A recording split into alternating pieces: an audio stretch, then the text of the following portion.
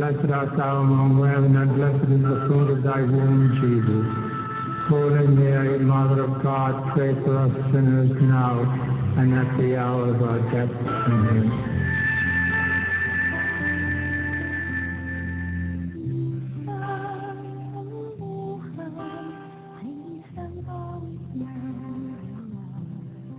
Dear Lord, we humbly ask you to bless and sanctify our home and all members of our family.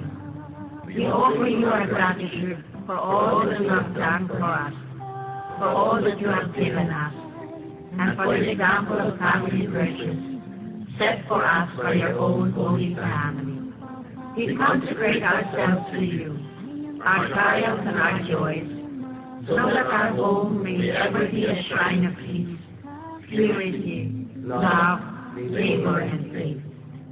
Please protect and bless each member of our family from all forms of danger, calamity, evil, and temptation.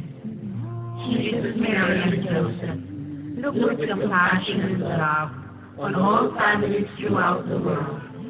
Give us the grace to be beautiful and wise parents, holy and obedient as children, so that our home on earth may foreshadow the love and happiness of our home, which is prepared in heaven.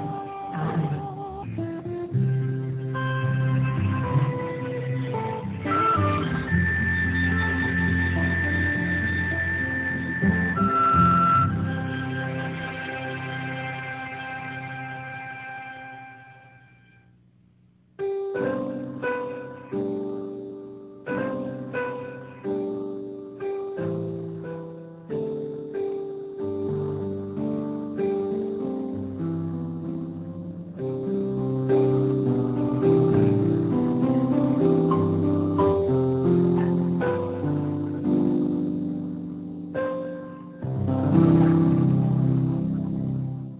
This is the Family Rosary Crusade, continuing the mission of the servant of God, Father Patrick Peyton, his mission of bringing God to man and man to God. Ay, Father, excuse me lang, please. Ano ba yan? Ay, makikilagay lang ng grocery ko, ha? Boss, himala, nag-grocery ka. Oo. Para saan ba naman to? Paghahanda ko kasi si Dax. Alam mo Oo. naman, ang language of love nun ay eating. Ah, ganun ba? Siyempre, ako naman bilang may bahay, Oo. mag-act of service sa kanya. Kasi hindi naman, ang pasabuhay mag-asawa, hindi lang naman puro salita yung, yung paraan ng komunikasyon, hindi ba? At pagpapakita ng pagmamahal. Wow. Diba? Alam niyo po, ang usapan, akala mo ay simpleng pagpapalitan lamang ng pag-iisip. Pero ang totoo ay pagbabahagi na nito ng sarili. Pakikipag-usap, akala mo ay ordinaryong pagsasalita lamang. Subalit kung tutuusin, ay pagkabukas nito at pagiging tapat. Sa buhay ng tao, mahalaga ang pakikipag-usap dahil ito ang paraan ng pagpapahayag ng isip, damdamin at sarili. Sa buhay mag-asawa, mas mahalaga ang malaya at tapat na usapan dahil ito ang siyang nagpapalawak ng pagkakakilala sa isa't isa. Pero alam mo, kung minsan ang nivel ng usapan ay naiiwan sa mababaw na kumustahan o palitan lamang ng mga kaganapan. Nawawalan ito ng saysay dahil hindi nakararating sa pinakapuso ng ugnayan. Bubusisiin natin ngayon ang kahulugan at kahalagahan ng tunay at malalim ng pakikipag-ugnayan sa loob ng pagsasama. Kaya gising na po at samahan niyo kami ngayon sa Family Matters. Yan, sige na, magluto. Magluto eh. Puro paborito mo itong binili mo. Paano mangyayari kay Daxter? Hindi, ganyan talaga. Parehas na kami ng favorite eh.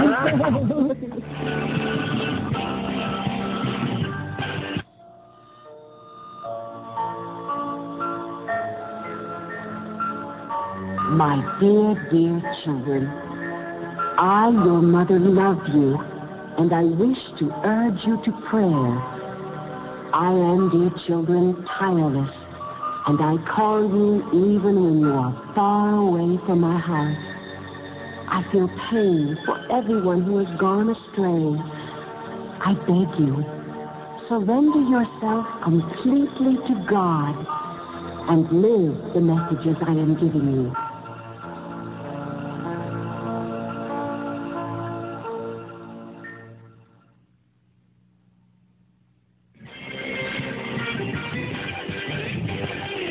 Nagbabalik po tayo sa ating palatuntunan. So, nandito pa rin tayo sa halos sa batang-batang pagpasok pa rin ng taon ng 2013. Yes. No? At nakakatuwa nga na ngayon ay 2013 na kasi Father, ang topic natin ngayon parang doomsday. Oh. Diba?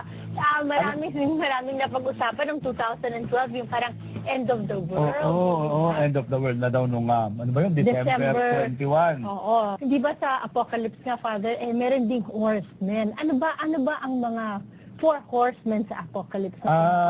Yan yung pagka sinasabi na yung mga yung malapit na matapos. Kahit sa Bible, nakikita natin yan dun sa gospel, di ba, na pag dumating yung mga taggutom na ganyan, mga kalamidad, no, mga pestilence, ganyan, kamatayan, no, ano pa ba yung isa? No, basta apat yan, nandun naman, tingnan nyo na lang.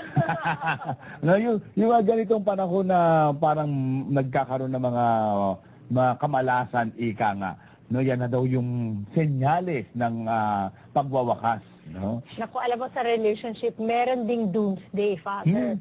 Oo, at ang doomsday sa relationship is pag hindi na kayo nakakapag-usap at ayaw niyo na mag-usap, ano pa nga ba yung, essence ng relationship? Kahit gaano mo kamahal ang tao, pero kung hindi naman kayo nag-uusap, at dapat, malamang doomsday na. At alam mo, kung yung babae kanina nagpanik dahil sa end of the world, dapat din, pag ganyan na, nagpapanik din dapat ang mag-asawa, no? Kasi, ibig sabihin, nanganganib na yung sinumpaan nyo nung kayo kinasal, matapos din, hindi ba? Pero Father, minsan it's a long process, kaya hindi mo nga namamalayan na lumalaki na ng lumalaki ang problema. So this is really a very nice topic. Ayan. Kaya nga, alam mo sila, ang bawat relasyon ay may dapat iwasan upang manatiling matatag at buo. Pero kung minsan, ang maliliit at paulit-ulit na hamon na hindi pinapansin ang nagiging sanhi ng pagkakagiba at pagkawasak ng kahit na pinakamatibay na ugnayan. Madaling maging mabait at magalang sa usapan kung hapyaw lamang ang panahong pagsasamahan. Pero kung habang buhay na ang hinaharap at samot-sari na ang sinasabak na problema, paano mapananatili ang katapatan, pagiging bukas at pagtanggap sa isa't isa? Sa loob ng mahigit na 2 dekada, ito ang natutunan ni Raul at Neil Gregoriano.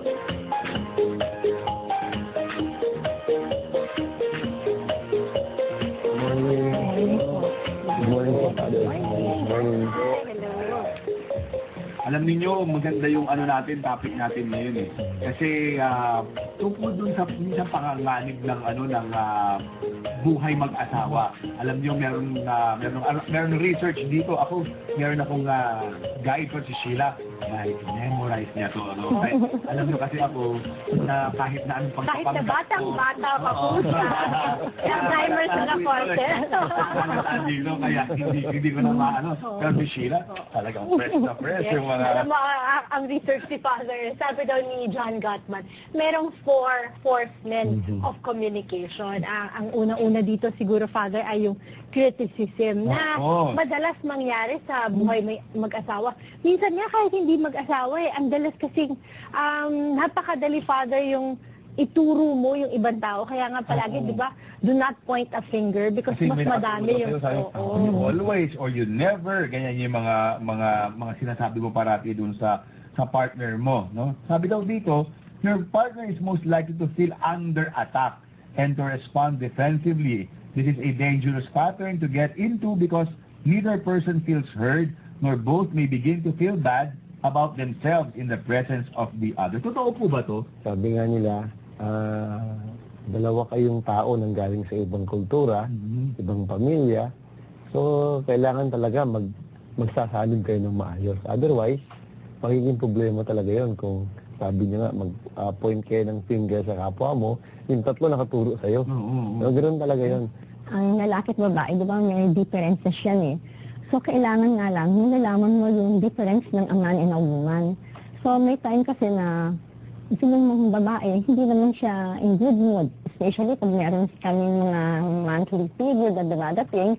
So, kailangan malalaman din ng husband namin yung mga hormonal changes. Yes, yun, father. Tapos masungit ka.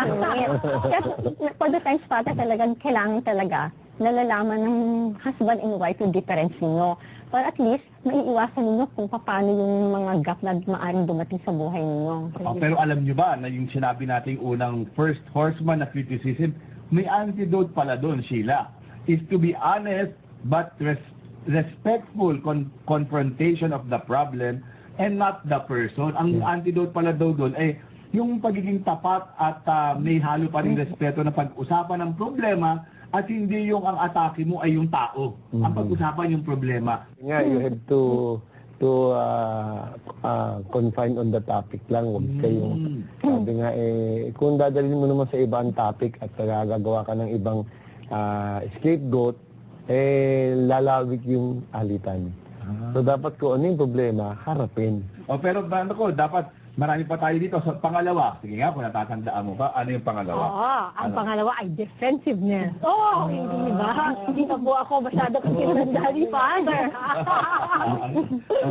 Ano ba ibig sabihin nun? Hindi mo pag-defensive ka, father.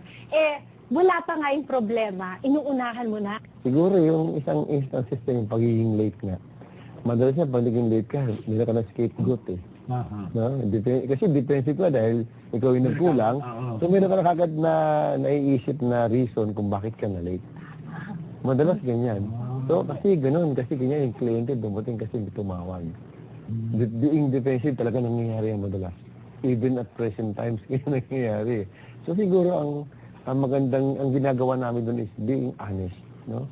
Nagiging, sabi nga, humility. Kung talaga nagkamali ka, sorry, kamali eh. Hindi naman siguro makakabawas sa pagkalalaki mo, sabihin mo, sorry, no? Okay lang naman siguro yun eh. Alam niyo kung ba't ko sinabi ang galing?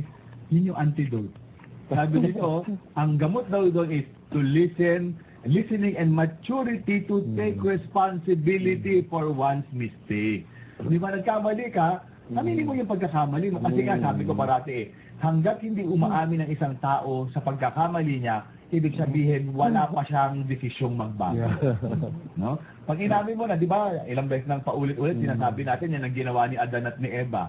Yung, they don't want to own their responsibility na, nung nakita si Adan, sabi niya, si Eva, siya na gano'n sa akin. Nung nakita si Eva, yung ahas wala ano bang sinabi ni Adan, sorry ho, alam kong sinabihan niyo kami, pero nadarang po ako, na ano po, pasensya na po, patawad po. Hindi, ba't ako, gumabaing din alam mo dito eh. Ganyan, di ba minsan ginagawa yan ng mga mag-asawa, no? Magkano sabihin kaya naman ako ayaw ng bagay ayaw nga asawa ka, ganyan. Di ba? O may mga kakilala kong asawa, ganyan, pero hindi na inom. Di ba? Nagdadasal sa halip na uminom. Kaya huwag mong gamitin yung escape yung nainom ka dahil ganun yung asawa mo. May mga kakilala ko na ganun din ang asawa, pero hindi na inom, nagdadasal. Ano bang dapat kaakibat ng pagsusori? Maling father, dapat, syempre, pag nag-sorry ka, sa susunod, hindi mo na dapat gagawin mo yung mga bagay na yun. And be honest din, father, na pag talaga hindi mo kaya, aminin mo talaga na hindi mo kaya na gawin yun. Kasi may time na hirap minsan gawin eh. Kaya lang minsan ginagawa mo na lang nagiging scapegoat na lang sa'yo, sorry ka na lang ng sorry. Pero actually, hindi mo naman pala kaya. So, ano nangyayari sa amin, pinag-uusapan po namin yun. Pag hindi siya talaga kaya, like na lang siya, alam niya, hindi ako marunong magluto. So, eventually naman, kahit pa paano, nag-try naman ako. So, ina-appreciate naman niya kahit pa paano. Pero, tinuturo naman niya sa akin na next time, ganito gagawin mo pag may kulang ka. Hindi naman niya ako kinikriticize na kinasabihan na, ay, mali yan, may kulang ka, ganito. Hindi naman ganon. Nagiging appreciative naman siya sa mga ginagawa ko. Effort. May effort, okay pa. Kaya lang nga po, pag ganun nga, Pinaamin ko naman na, sorry medyo may palpak ako ngayon. Pero next time, pagduduklisin ko na yan. Marami pa ho tayong pag-uusapan, kaya wag ho muna kayong matutulog, huwag kayo kaalis. Magbabalik po kami.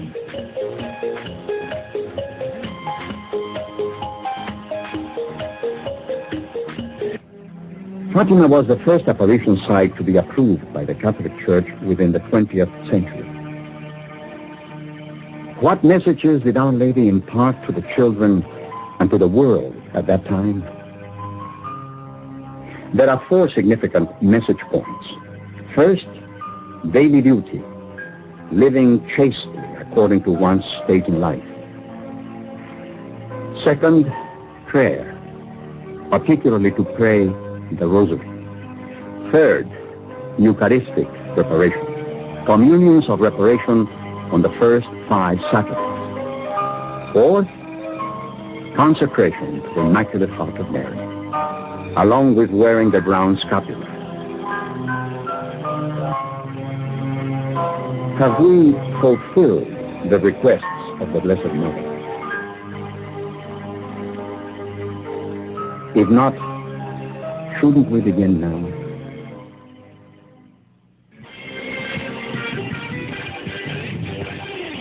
Nagbabalik po kami muli at syempre, komunikasyon pa rin ang ating pinag-uusapan. Ngayon ay nasa ikatlong court. Pero ano kayo unang dalawa? Ikaw naman, napakakalimutin mo, Father. Sige. Ano ba? Criticism and defensiveness. Ngayon naman, ang ikatlo natin ay contempt. Sabi nila, mas mahirap daw ito, Father. Oo, kasi sabi nga, dahil pagka daw contempt, parang feeling mo mas mataas ka dun sa partner mo. Hindi ba? Sabi sa Bible, ito'y katuwang mo.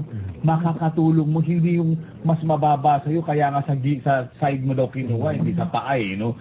Kasi magiging katulong mo yan, so hindi walang mas mataas sa isa't isa, no? At mas delikado nga daw to dahil parang merong element na yung kasalanan ng pride. Actually, di ba, sabi nga sa ating mga seminar bago ikasal, we are created equal in worth and dignity. Yun lang nga lang yung lalaki ang head of the family at siya yung katuwang o kapartner o kapuso. Sa amin, hindi namin pinagtatalunan yung gano'n eh. Although siya yung tapos, no? Graduate siya ng college, ako undergraduate. Pero sabi ko nga, hindi naman dapat natin pagtalunan yun eh. Although we are married for 33 years, sabi ko siguro nasupas natin yung mga trials. May guidance kasi tayo eh. Pero dapat hindi namin pag-awayan yung values ng bawat isa. Sabi nga, pareho naman kami. So we have to grow sabay. Di ba? Kaya pinag-uusapan namin lahat eh. Ayun, Tito, kasi nasa community kayo, hindi ba? Yeah. May mga lumalapit ba sa inyo na yun ang problema, yung tipong yung babae, tinatawag na. Yes. Ang tanga-tanga mo. Dapat, tinuturuan ko yung mga parishioners ko. Pag sinabihan kayo, ang tanga-tanga mo, sagutin mo, mas tanga ka. Pinakasalan mo yung tanga. Ano lang naman yun eh. Di ba? Madami po, Father. Especially po, ang nagiging number 1 nilang problem sa income eh. Usually kasi ang may babae na mas malaki yung sweldo niya dun sa husband niya. So, nangyayari, parang nado-dominate yung husband. So, sabi namin, hindi ganun eh. Sabi na, kasi nagbibigay po kami ng mga pre-K na sa kanila. So, in-explain namin na, maski malaki ang sweldo ng babae, still, ang husband ay head of the family. Kahit wala rin siyang trabaho, siya pa rin yung head of the family. Ito lagi namin sinasabi sa kanila. And hindi pinag-uusapan yung pera doon, yung amount ng magkano yung income ninyo. Ang pinag-uusapan niyo is about the family, kung how will you manage yung family ninyo, especially yung pati din sa mga anak ninyo, paano nyo aalagaan yung mga anak ninyo. Yun yung explain namin sa kanila na dapat magkatuwang kayo, kaya nga kayo nagpakasal dahil nagmamahalan kayo, yun ang key doon, yung love niyo sa isa't isa eh. At saka siguro isang factor doon, Father, sa couple kasi, merong isa na nagtatrabaho or sometimes dalawa kayo na nagtatrabaho. Kung dalawa kayo nagtatrabaho at parehas kayong may katungkulan, Father, minsan pataasan kayo ng pride. Diba? Dahil sanay ka na boss ka, feeling mo na dadala mo ito sa bahay. Minsan mas masakit pa nga yung pananakit na yung ang sinusugatan sa iyo, yung kalooban, buti pa yung panglabas. Pagka gumaling yun matapos na, di ba? Yung pangkalooban na araw-araw kang sinasabihan na na bobo, na tanga, hindi ba? Pero dahil kasama mo pa rin yung asawa mo, bobo ka nga at tanga ka. Kasi dapat iniwala mo din. Pero hindi, naayos nga. Kalma ka lang, Father. Kalma. Okay, pero kasi may gamot naman doon. May gamot naman doon, iha. Ano? Iho, may gamot doon. Sabi dito, ang gamot doon ay humility, patience, and kindness. Pumunta muna tayo. May isa pa, Sheila, kasi. Now, fourth, horseman. Ano siya? Ikaw naman. Ay, di ba? So, 3 out of 4 na. Ano yung tawag natin? Stone? Wally.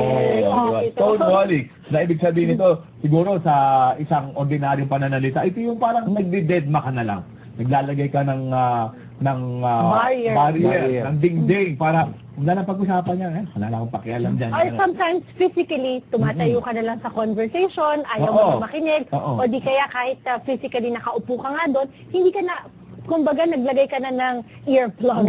Wala ka nang naintindihan doon sa sinasabi ng kausap mo. Sinuhumili ko nga po, parati kong sinasabi, at siguro anong masasabi niyo dito, na silence doesn't necessarily mean that there's peace. Pagka may tahimik sa bahay, hindi ibig sabihin may kapayapaan. Bakit ganun? Bakit minsan nakakatakot pa kang masyadong silent? Kasi pag masyadong silent, talaga alam mo, may mangyayari hindi maganda eh. Kasi syempre, pag mahirap ko kasi ganun eh. Kasi mahirap yung mga deadma, yung mga deadma treatment. Hindi maganda po yun eh. Kasi mas masarap talaga, harapin mo talaga yung problema. Kasi sa aming dalawa naman po sa case namin, may time, nag-deadma rin ako. May time kasi tinatimingan ko muna kung pwede ko na siya rin kausapin eh. Kasi di ba, kailangan timingan. Baka mamaya kasi, wrong timing ako, edi magka-crash na kaming dalawa. So, ang ginagawa ko na lang, obserbahan ko kung pwede nang kausapin ko. Kasi ay, hindi rin ako sanay ng mga deadma treatment na gano'n eh. Parang, kasi bahay namin, makinig kami mag-usap talaga. Sa akin, minsan nasisilip ko yung ganyan. Kaya, like sabi ni Sister Sheila, nag-i-earphone ako, nanood ng TV. Naka-focus ako sa palabas, hindi sa kanya. Eh, minsan pagka meron sinasabi na, mga ba sinabi mo, hindi ko intindihan. Sabi ko, di ko nakikinig Kaya sabi ko, sige, usap na lang, mas maganda. Kasi talagang dapat gano'n eh, find time to talk. O kung pakiramdam mo may itang ulo, kumanap ko ng paraan para medyo mag-cool muna siya. O, halika, manood ka muna ng telenovela, o makinig ka muna ng music. O, bigyan mo muna ng isang malamig na inumin. Alam mo, Sheila, na ng kape, mag-uminom ng tubig, then do it. Tapos mamaya na natin pag-usapan. Ang importante, pag-uusapan pa rin sa tamang panahon, hindi ba? So kaya alam mo kung 33 years na, kasi yun na yung pinagdaanan nila. Alam na nila pati yung antidote nang hindi ko na binabasa, hindi ba? Na parati meron namang paraan na mas maganda kaysa yung 4 na horsemen na binanggit natin na kung yun ang kasi talagang pag yun ang pinairal, doomsday talaga. Sigurado. Diba? Siguradong end of the end of the Father kasi una-una gusto rin namin makita kami ng mga anak namin na maganda yung relasyon. Dahil kamukha ngayon, they are all married. Sana masundan nila yung ginagawa din namin. Hindi man na po yung apo namin. Hindi man na yung aming apo. Kaya sabi ko, magandang halimbawa rin dapat na makita. Parang witnessing. Nakikita nila sa amin. Napakaganda. Papansinin ko lang, Father, no? Nakita mo naman ang t-shirt ni The greatness of the Lord. Ayan, yan. Hindi lang yan nakasulat sa kanilang mga damit that they are proclaiming God's goodness. Kung hindi, they're living witnesses of this. Kasi hindi rin kasi mahalaga, Father, yung puro salita lang eh. Di ba? They really practice what they preach. Usually kasi ang madalas namin ginagawa, especially pag may mga arguments, nag-meet kami halfway. And then, naalam namin kung ano yung mga mali, pinag-uusapan po namin. Hindi na namin binabalikan yung mga past kasi let the dead bury the dead na dapat to. Huwag ninyo uungkasin na yun. Kung ano lang po yung present situation, yun po yung ginagawa namin. Siyempre po, alam na naman namin yung mga ugali namin. Medyo nakakapag-adjust na po kami sa isa't isa. Then yung mga ayaw niya, unti-unti naman po, nababago ko rin naman po eh. Ginagawa ko rin naman yun. So, may time, medyo mahirap, pero at least pinipilit ko rin pong sundin yung mga pinag-uusapan namin dalawa. Then, sinasabi naman niya sa akin, oh, ito ganun mo, ito yung mali, ito yung tama. Tumatanggap naman po ako ng correction. Opo, tinatanggap ko po yun. Kaya, ganun lang po naman kaming dalawa. Then, pag may mga plano po, pinag-usapan po namin yung mga plans po namin, yung mga concern namin, yung mga decision making, nagkakaisa po kami. Hindi ko po yung basta na lang dinidesisyonan mag-isa. At talaga po, ini-inform ko po siya lagi. Ganun lang po kaming dalawa, Father. Kuya naman. Well, sabi ko nga kanina, ang pagsasama will take a lot of patience. So, isang malaking puhunan sa pagsasama yung pasensya eh. And first and foremost, sumumpa ka kay Lord, yung kinasal kayo, magsasama sa hirap at ginhawa, dapat lagi mo i-reminisce yun. Tsaka yan, sinimulan yung, of course, lahat naman tayo, nagsimula sa physical attraction, then nagmahal ka. Dapat lagi, yun ang magandang balikan mo lang. Yung pagmamahal na tinanim mo, huwag mong hahayaang mawala. Sabi nga, love never dies eh. Tinatabunan lang ng ibang pagmamahal, pero kung huhukayin mo, andun ba yun? So, balikan mo lang. Para at least yung iyong pagkasama eh manatili, hindi magbago. Yun lang. Yan na naman, no? Love never dies. Hukayin mo lang. Hukayin mo. At At nandun pa rin siya. yun, ang gusto ko daw. Pero kaya dapat, wag mong masyadong pinalaalala. Di ba? Mahirap maghukay. Baka mahirap maghukay. Tapos sabi naman ni, yung nakalipas na, yung patay na, hinayaan mo nang tapos na yun, no? Ang dami ko natutunan. Sana'y mag-practice niyo po yan. Oo, no? Kasi nga sila sa ordinaryong ugnayan, mas madali ang simpleng kamustahan o pagbibigay ng sagot sa itinanong. Pero habang lumalalim ng ugnayan ng tao, tumataas naman ang hinihinging antas ng usapan para mapanatili ang tibay ng pagsasama. Ang tapat na pakikipag-usap ay pundasyon ng tapat at matibay na pagsasama. Sapagkat sa pakikipag-usap, nagsisimula ang pagbabahagingan ng sarili at pagbubukas ng pagkatao. Kapag tapat ang usapan, hindi lamang ang katotohanan ng detalye o saloobin ang naisasaalang-alang, kundi ang kadalisayan ng pagmamahal, ang kakayahang igalang at tanggapin ang pagkatao ng kabiyak, at ang pagtataya na magiging bukas at tapat sa isa't isa. Pero kung minsan, habang lumalalim ang ugnayan o tumatagal ang samahan, madaling makalimutan kung papaanong magkaroon ng usapang bukas at tapat. Napapasok ang mga negatibong gawaing sisira sa pundasyon ng ugnayan. Kaya't ang dapat tandaan palagi ay kung gaano kahalaga para sa pagpapalalim ng pagsasama ang palagiang pakikipag-usap sa kabiyak ng may pag-unawa, paggalang at paglalambing dahil ito ang paraan ng pagpapahayag, pakikisa at pagdadaop ng buhay. At sa ugnayang pantao, sa labas ng tahanan, ang paggalang at pagiging tapat ay patuloy na hinihingi upang ang samahan ay manatiling tunay at makabuluhan. Ganyan din naman sa buhay panalangin. Maging si Jesus, nung siya ay kasama pa ng mga alagad, ay laging nakikipag-usap upang maipahayag ang turong Kristiyano, maipadama ang pagmamahal ng Diyos at maibahagi ang kanyang sarili sa sanlibutan. Kaya't ang usapan sa lipunan at sa pananampalataya ay dapat laging tapat, na nagsisimula naman sa loob ng tahanang may malalim na buhay panalangin.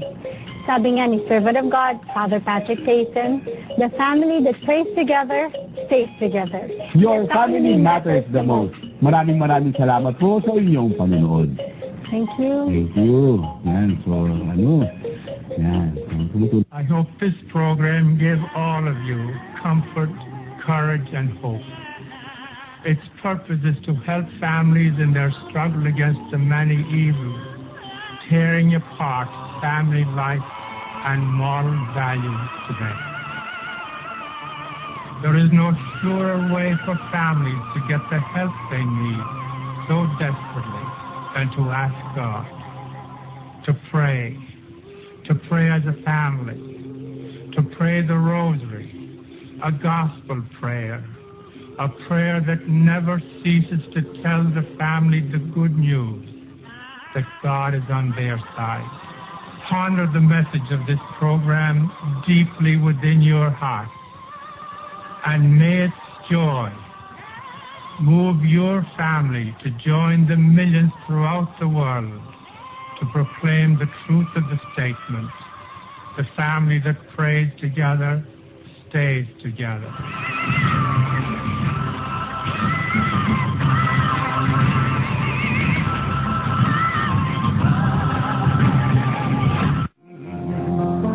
Our strength will come from the heart